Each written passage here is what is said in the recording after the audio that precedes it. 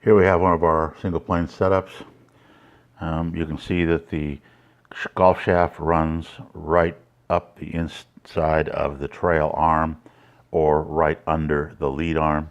If we were looking at him from face on, we'd also notice that the shaft points to the lead armpit.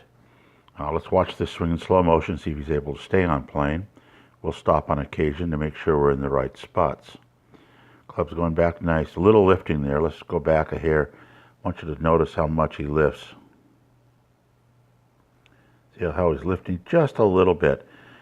What that is, that's the elbow coming up. And I want him to just turn on that elbow. But he's not in a bad spot right there. He's a little more vertical than he should have been. And we want the club to stay more on that plane. So we'd like the hands to stay a little lower than they are there. And I think he would have if he'd have stayed bent over a little bit more towards the ball. We're going to advance it now, back down to the ball. Bringing that club, the hands right back down on the plane. The club head is now dropped behind his back like it's supposed to be. The shaft is parallel with the trail arm like it's supposed to be on this view, right on through. He's catching the ball a little bit out on the toe. I think that's a result of the lifting that he did at the startup. But he's getting a pretty nice straight ball flight. Ball's kind of going where he wants to go.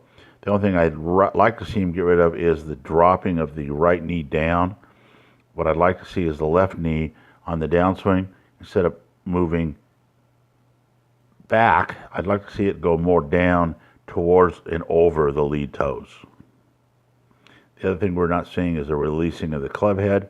Notice that the club head, as we come in through impact, I'm going to clear the plane out of the way. The club face is still a wee bit open. He hasn't rotated. It's still open there. That could be the cause of dropping the right knee. I think if you would rotate the right hand over the top of the golf shaft at that point, he'd have a little more power and be a little more accurate.